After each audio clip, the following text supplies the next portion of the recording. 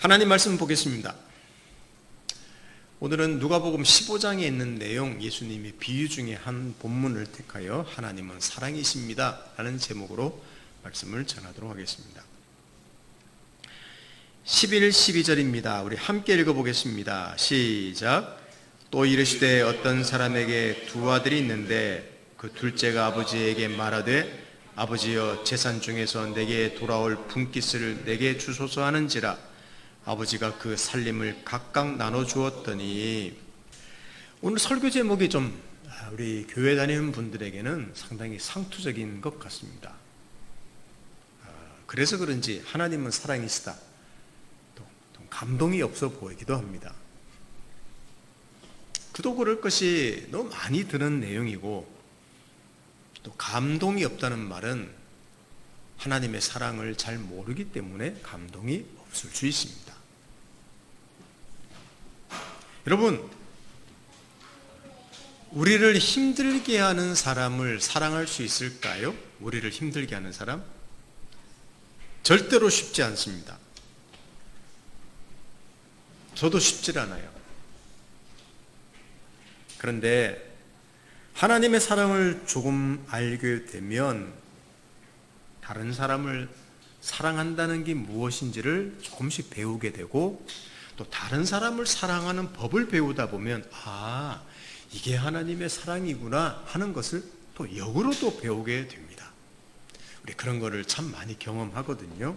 그래서 오늘은 우리 지난 시간에 왜곡된 사랑의 하나님이라는 것을 말씀드렸는데, 원래 좀 로마서 들어가고 하려다가 연결해서 하나만 더 하고 또 좀 쉬다가 다음 거 들어가고 그렇게 하는 게 좋을 것 같아서 준비를 했습니다.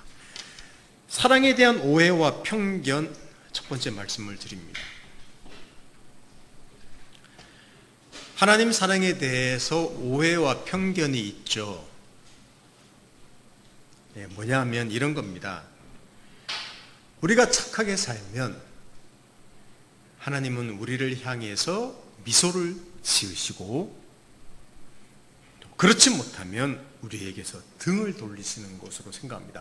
한편으로는 맞는 이야기예요. 하나님은 죄를 싫어하시니까, 미워하시니까 죄에 대해서 미워하신다 그러면 맞는 말이기도 합니다.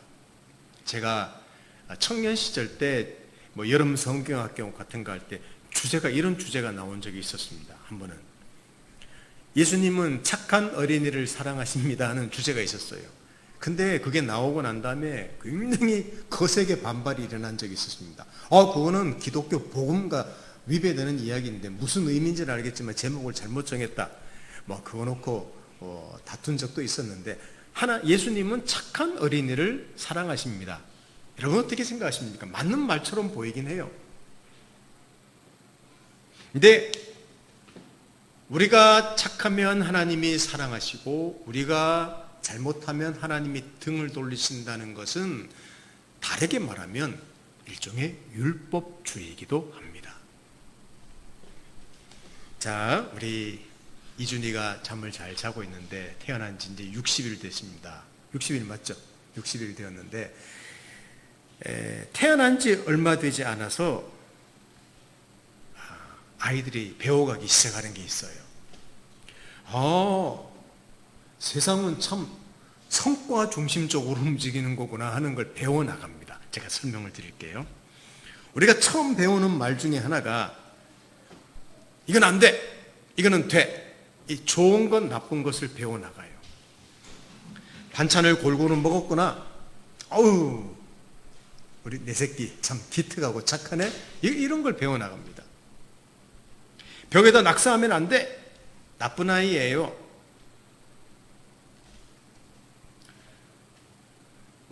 우리가 말을 배우기도 전에 행동에 따라 인정을 받기도 하고 인정 못 받기도 합니다. 그러니까 조건적인 사랑을 터득하는 거죠. 조건적인 사랑을 받는 걸 터득하는 거예요. 어쩔 수가 없는 겁니다. 물론 부모 역할이 옳고 그름을 가르쳐야 되는 것이기 때문에 어쩔 수 없는 것이긴 하지만, 애들을 혼내다 보면요, 분명히 그 행동이 잘못했는데 행동 때문에 그 아이의 됨됨이도 잘못된 것처럼 심하게 야단치는 경우가 있어요. 저는 참 많이 그렇게 한 적이 있습니다. 몰랐기 때문에 그런 거죠.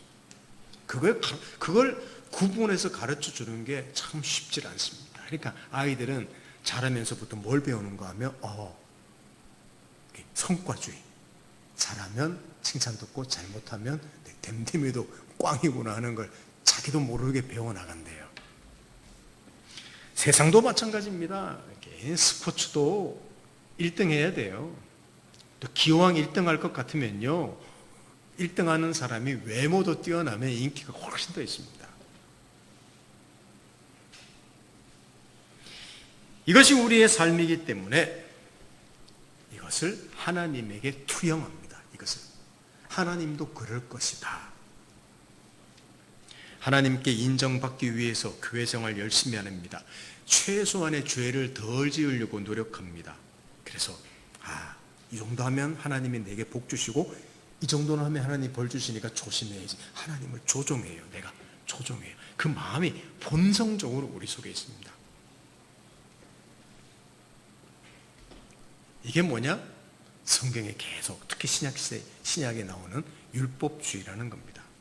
우리의 행위로 하나님의 사랑을 얻어내고 독실한 신앙심으로 하나님의 은총을 받아내고 하나님의 저주를 피해보려는 것. 여러분, 이게 우리를 지배하면요 늘 불편해요. 늘 두려워요. 하나님은 사랑이시다? 그 받아들이는 게 쉽지 않습니다. 왜 쉽지 않은 줄 아십니까?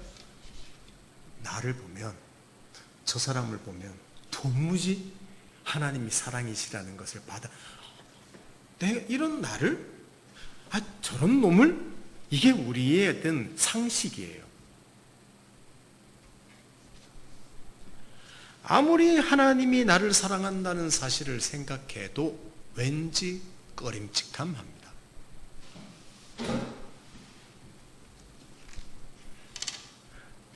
근데 여러분, 이 정도만 해도 괜찮죠.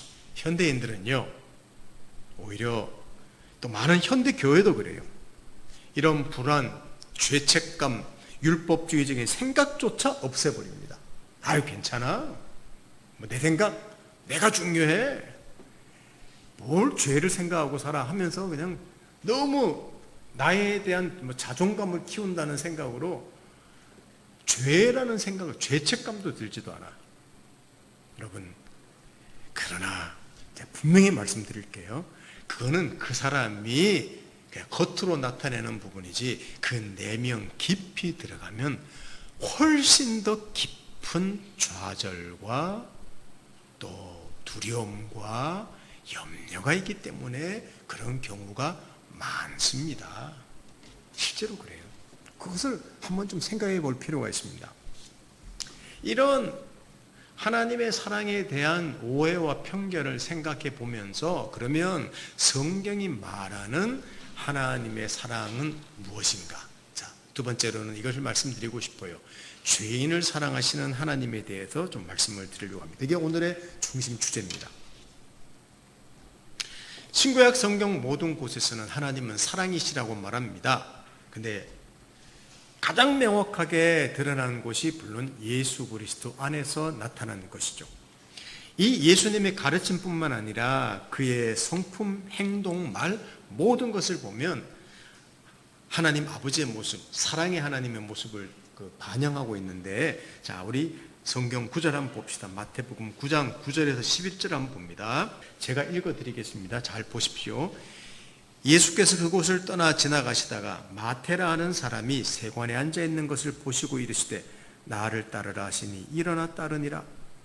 예수께서 마태의 집에서 앉아 음식을 잡수실 때 많은 세리와 죄인들이 와서 예수와 그의 제자들과 함께 앉았더니 바리새인들이 보고 그의 제자들에게 이르되 어찌하여 너희 선생은 세리와 죄인들과 함께 잡수시느냐.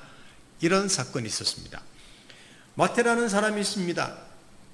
로마가 지배하던 시대의 세리였습니다. 그 당시 세리는요, 유대인들 사이에 굉장히 손가락질 받는 비열한 집단에 속한 사람 중에 하나였습니다.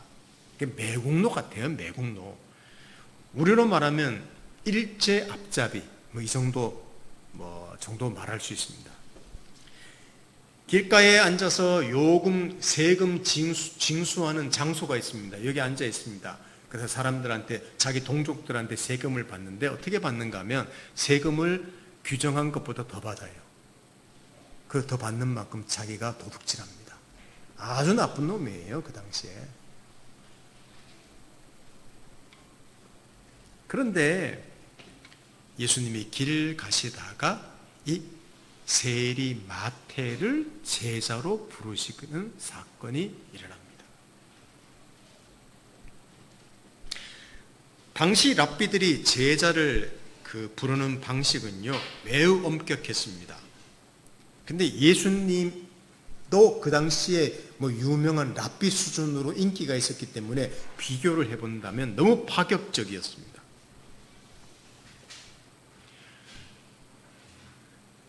랍비의 제자로 된다는 것은요, 아주 극히 소수 의로운 사람에게만 주어지는 엄청난 특권이었답니다.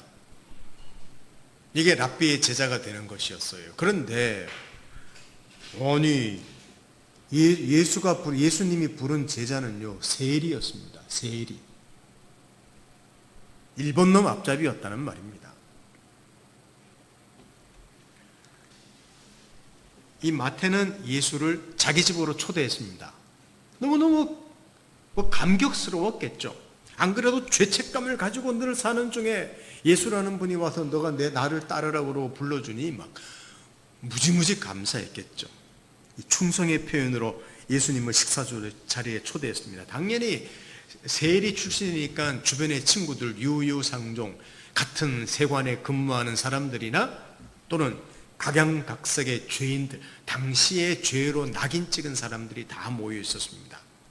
이것을 지켜보고 있던 바리새파 사람들이 예수, 당신은 이런 걸 보니까 협잡꾼이군요, 거짓 선지자입니다, 거짓 선생입니다 하고 비판하기 시작했습니다. 예수님 대답을 들어보십시다. 아까 마태복음 9장 9절에서 11절 읽었는데 12, 13절은 우리 같이 읽어보겠습니다.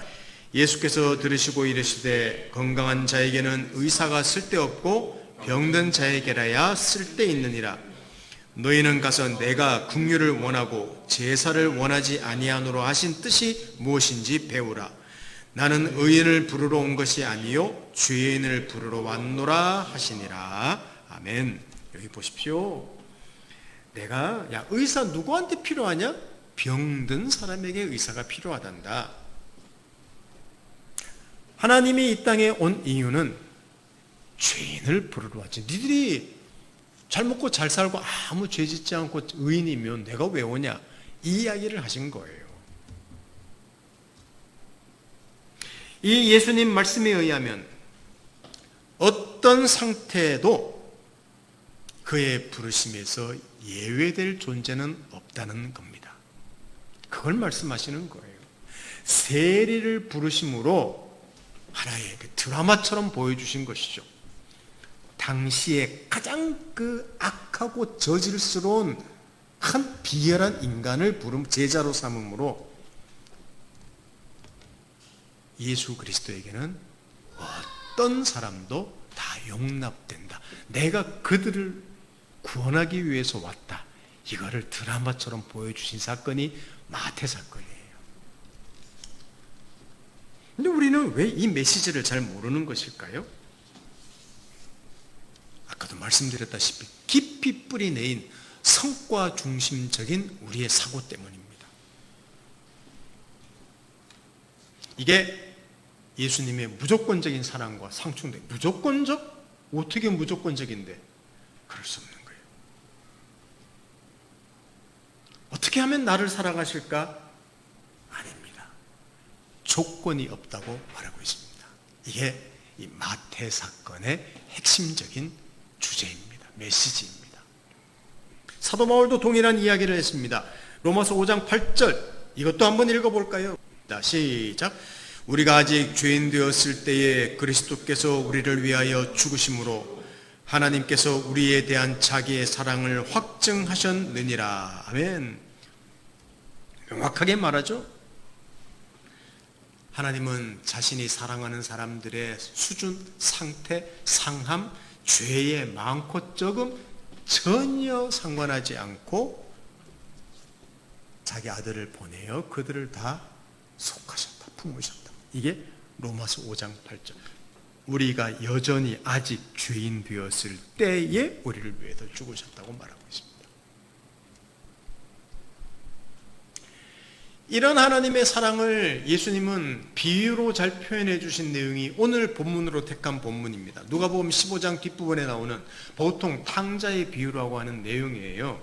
이게 탕자라는 말은 이 방탕하다는 탕자의 비유라는 말은요, 더 정확하게 말하면 탕자의 비유가 아니라 탕자 아버지의 사랑의 비유라고 말하는 것이 더 좋습니다. 탕자 아버지의 사랑의 비유라고 말하는 게 훨씬 더 정확합니다.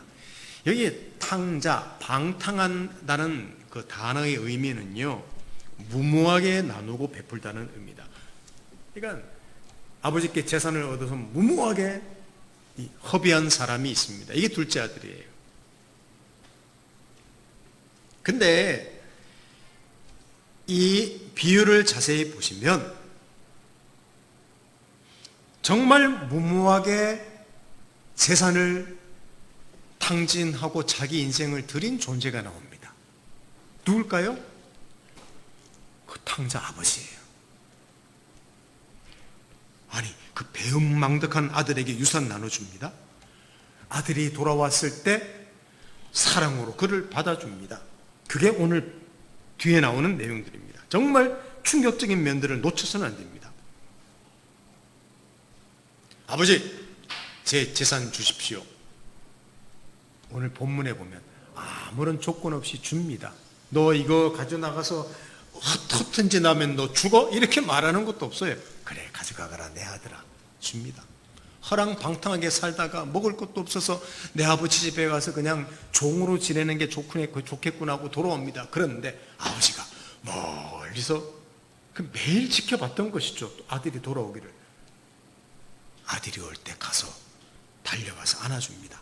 자, 누가복음 15장 20절을 제가 읽어드릴게요. 이에 일어나서 아버지에게로 돌아가니라. 아직도 거리가 먼데 아버지가 그를 보고 측은히 여겨 달려가 목을 안고 입을 맞추니. 여러분, 측은히 여겨서 달려가서 용서의 표시로 목을 안고 입을 맞춥니다. 그리고 집에서 잔치를 베풉니다. 생각해 보십시오. 아버지 무모합니까? 객관적으로 보면, 상식적으로 보면 너무 무모한 아버지예요.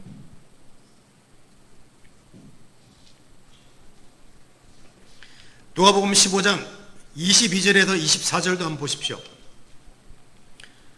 아버지는 종들에게 이르되 제일 좋은 옷을 내어다가 입히고 손에 가락지를 끼우고 발에 신을 신기라. 그리고 살진 송아지를 끌어다가 잡으라.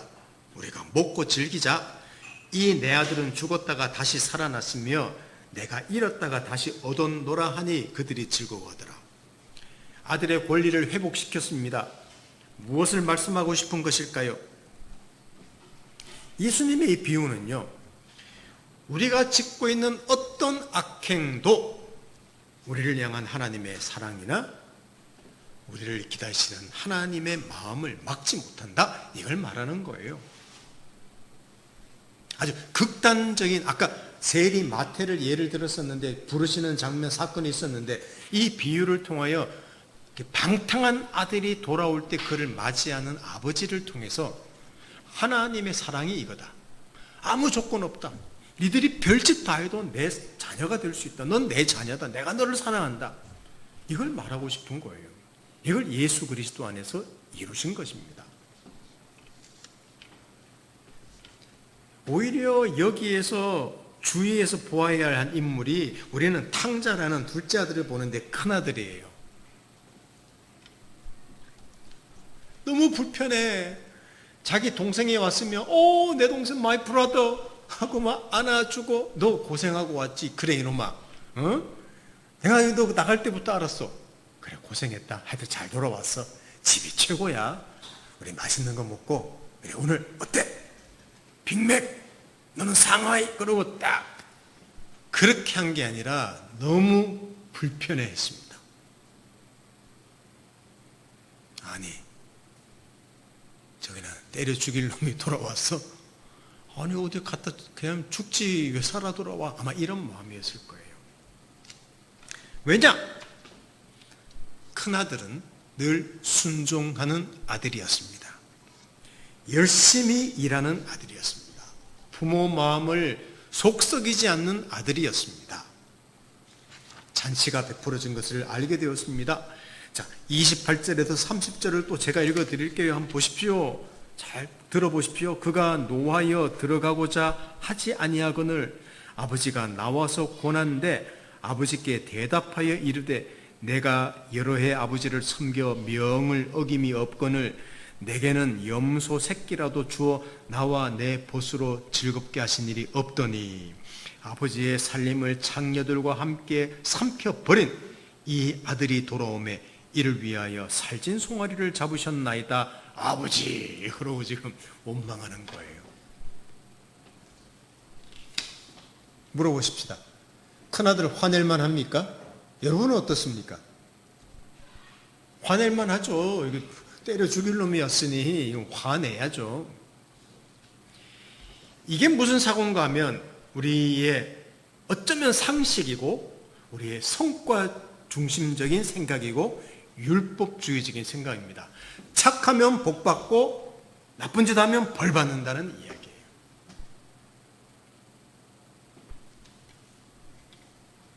여기 핵심은 예수님이 말씀하신 핵심은 이겁니다. 하나님과 우리 사이를 갈라놓는 것은 죄가 아니라 죄인데? 다시 말씀하시는 거예요. 하나님과 우리 사이를 갈라놓는 것은 죄가 아니라 자기 의다. 이걸 말하는 거예요. 내 죄가 하나님에게서 나를 떼어놓는 게 아니라 나는 잘났어. 하나님 앞에 나는 부끄러움이 없어. 이렇게 말하면서 오히려 하나님의 용서, 하나님의 은혜를 거부하는 것이 나를 하나님과 멀어지게 하는 거예요. 꼭 우리 오늘 제가 설교하는 주제를 꼭 이해해 주시면 좋겠습니다. 목사님, 죄가 하나님과 우리 사이를 단절하는 거 아닙니까? 맞습니다. 원래는 그래요. 그래서 아들을 보내셨지 않습니까?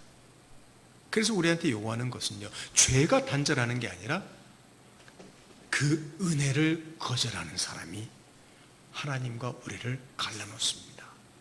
꼭 기억해 주시면 좋겠습니다. 우리의 성과 중심적인 사고방식이 하나님의 사랑을 거저 받아들이게 힘들게 만듭니다. 이것은 자신을 늘 받아들이지 못하게 만들고 다른 사람도 받아들이지 못하게 만듭니다. 사랑이라는 것을 배울 수 없게 만드는 것이죠. 하나님의 사랑도 배울 수 없게 만들고 자기 사랑, 다른 사람 사랑도 배울 수 없게 만드는 것입니다. 17세기 영국의 작가이자 시인, 어떤 네이버 찾아보면 종교 시인이라는 말도 나오는데 조지 허버트라는 사람이 있습니다. 조지 허버트라는 사람이 있는데 나중에 네이버 찾아보십시오. 요 시도 나옵니다. 이 사람의 유명한 시가 하나 있는데 번역이 워낙 다르게 있고 영시기 때문에 해석하는 게 참 어려워요. 옛날에 영문과이기 때문에 영시를 배웠었는데 얼마나 졸았는지 선생님이 교수님이 영시를 탁 눈 감고 읊으면요 되게 졸았습니다. 왜 이렇게 졸린지 모르겠어요. 난 재미가 없었던 것 같아요. 근데 영시를 제가 네이버도 찾고 책도 찾고 이렇게 뒤져서 제 나름대로 해석을 좀 조정해서 했습니다. 한번 여기 제가 올렸으니까 제가 읽어드립니다. 한번 보십시오. 앞을. 사랑은, 여기 사랑이라는 말은 하나님을 의미하는 거예요. 상징하는 거예요. 사랑은 반가이 나를 맞아주셨으나 내 영혼은 주춤했다. 죄 많은 몸인 것을 의식하고서 그러나 눈치 빠른 사랑은 내가 처음 들어설 때부터 망설이는 것을 보고서 내게로 더 다가와 상냥하게 물었다. 내게 부족한 것이 뭐냐고? 제가 여기 있을 만한 가치가 있는 손님일까요? 라고 말하자 사랑은 말했다. 자네가 바로 그 사람인데 무례하고 배은망덕한 제가요? 아, 맙소사. 저는 당신을 바라볼 수도 없습니다. 사랑은 내 손을 잡고 미소 지으며 대답했다. 자네 두 눈을 만든 건 내가 아니었던가? 그래요. 주님, 저는 그 제 눈을 망쳐버렸습니다. 그러니 수치스러운 저는 벌받을 곳에 가도록 내버려 두시지요. 사랑은 말했다. 누가 그 모든 수치를 짊어졌는지 모르느냐? 나의 사랑, 그렇다면 제가 주님을 섬기겠습니다. 아니다, 일단 앉아라. 사랑은 말했다. 이제 내 살을 먹으렴. 나는 앉았다. 그리고 먹었다. 여기서 살이란 말은 그 영어 보면 영시 보면요 미트라고 나옵니다. 앉아서 고기 먹으렴. 예수님의 살을 의미하는 거예요. 여러분, 이 시의 핵심은 죄를 가볍게 여기는 내용이 아닙니다. 그런 시가 아니에요. 죄를 지었고 그래서 실패자이고 죄에 대해서 응당 심판을 받아야 마땅합니다. 분명히 그래요. 자기 죄에 대해서 부끄러워하는 것 맞습니다. 그런데 하나님은 그 죄를 따져보시지 않습니다. 죄값을 누가 치르는지를 보아야 합니다. 하나님의 아들이 그 모든 수치를 가져가셨다고 이 시에서 나타나고 있습니다. 그리고 더 이상 수치가 남아있지 않다고 합니다. 여기에 나오는 이 사람은 그래서 너무나 고마워서 당연히 헌신해야 되겠다고 말을 하지만 그 여기 사랑이라고 하는 하나님께서는 아니다. 앉아서 먹으라고 먼저 쉬렴, 먼저 먹으렴, 내 살을 먹고 누리렴 이렇게 말씀하신 것입니다. 여러분, 주님께서 그를 필요로 하시는 것은 그가 잘해서가 아니라 사랑하기 때문입니다. 그와 함께 하고자 함 때문입니다. 그가 하나님을 잘 섬겼기 때문이 아니라 하나님이 계속 그를 사랑하고 싶어 했기 때문입니다. 이게 이 허버트 시에 아주 잘 나타나 있습니다. 혹시 기회가 되시면 네이버 찾으셔서 허버트의 그 사랑이라는 거 찾으면 나와요. 영시도 나와 있습니다. 한번 영어로 된 거 읽어보십시오. 폼 잡으면서. 괜찮아요. 그렇습니다. 하나님께서는 우리를 사랑하시는, 아니 영원히 변함없이 사랑하실 수 있는 이유는 바로 예수 그리스도 안에서입니다. 그러니까 하나님이 날 사랑한다? 조금 더 의심할 필요가 없습니다. 바로 이 예수 안에서 나를 사랑하시는 하나님의 사랑을 이해하고 받아들이고 누릴 때 사랑이 무엇인지를 알게 되는 거예요. 사랑이라는 말의 의미. 우리는 사랑이라는 말을 너무 단편적으로 피상적으로 생각하거든요. 사랑이 무조건적인 희생이라는 것을 알게 됩니다. 그리고 다른 사람을 사랑하는 것도 조금씩 배우게 됩니다. 사랑하는 성도 여러분, 자신과 다른 사람을 율법주의로 보지 마십시다. 율법주의는 자꾸만 제한해요. 안 돼, 안 돼. 그러나 사랑은 자극하고 격려합니다. 여러분, 사랑을 알고 누리면요, 그 잠재력이 무한히 발전을 해요. 어떤 헌신도 마다하지 않습니다.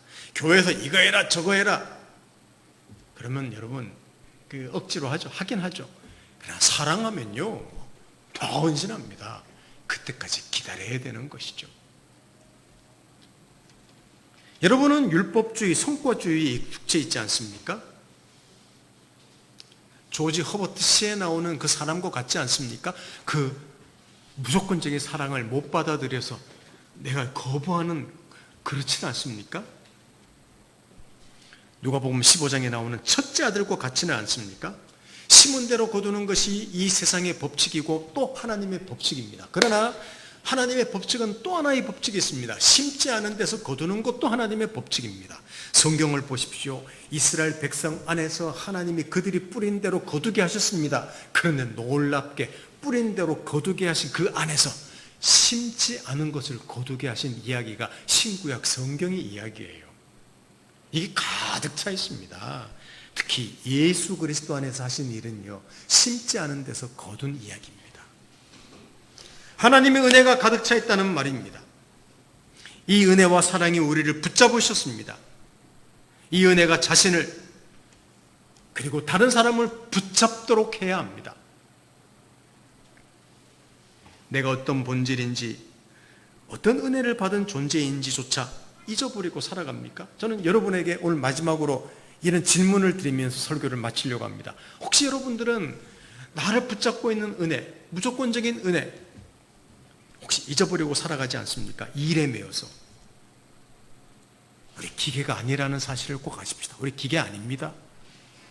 일에 매여가지고 뭐 정신없이 사는 것, 우리 그런 존재 아니에요. 어쩔 수 없이 일은 해야 되지만, 우리 가만히 앉아서 내가 어떤 존재인가? 나는 일하는 기계인가? 너무 답답하니까 인터넷 검색하면서 내가 필요한 것도 사고, 막 즐기고, 맛있는 거 사 먹고, 스트레스 받아, 맛있는 거 먹어야 돼. 우리 그런 존재 이상이에요.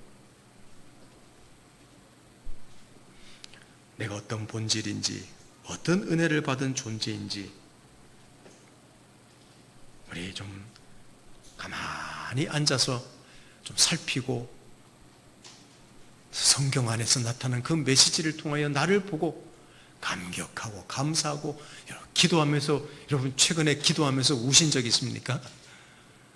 기도하면서 하나님 감사합니다, 찬양 틀어놓고, 그거 필요해요. 우리한테 이 각박한 세상에서 우리 TV 보고 즐겁게 웃으면서, 우리 그것도 필요하지만, 나를 향한, 누가 나를 향해서 무조건적으로 사랑합니까?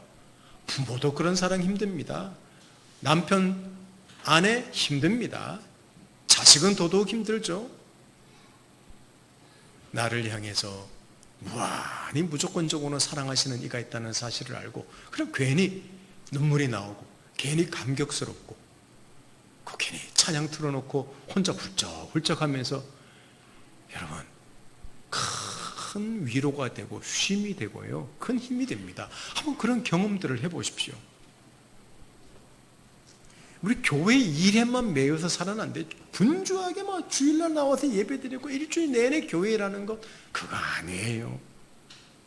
우리 좀 나라는 존재가 어떤 존재인지, 얼마나 하나님의 사랑을 받은 존재인지, 그 이해할 수 없는 은혜 속에 있는 존재인지를 좀 알면서 성경을 펴놓고 감격하고 기도하면서 울고 찬양하면서 감사하고, 우리 이런 시간 좀 보내는 것이 우리 필요합니다. 그래서 이 하나님의 무한한 사랑을 이 참 현대에 살면서 더 많이 누리는 저와 여러분이 되면 좋겠어요. 이런 누림이 나를 진정으로 사랑하게 만들고, 이런 누림이 다른 사람을 사랑하게 만드는 기초가 된다는 것입니다. 이 하나님의 사랑을 조금 더 알아가도록 합시다. 오늘 하나님은 사랑입니다. 우리 좀 왜곡된 어떤 면들과 죄인들을 사랑하시는 사랑에 대해서 좀 배웠습니다. 우리 이런 교훈을 통하여 우리가 큰 쉼을 누리면 좋겠습니다. 함께 기도합니다. 하나님 아버지, 감사합니다. 얼마나 성과주의, 율법주의에 매여 있는지요. 예수 안에서 베푸신 그 상상할 수 없는 하나님의 사랑을 알아가고 누려가며 감사하며 찬양하며 울기도 하고 웃기도 하고, 정말 그런 시간들을 보내며 우리 인생이 기름진 인생이 될 수 있도록 하나님께서 도와주십시오. 현대를 사는 우리에게 정말 필요한 시간입니다. 그런 저희들 만들어 주시기를 간절히 소원합니다. 감사드리고 예수님의 이름으로 기도드립니다. 아멘.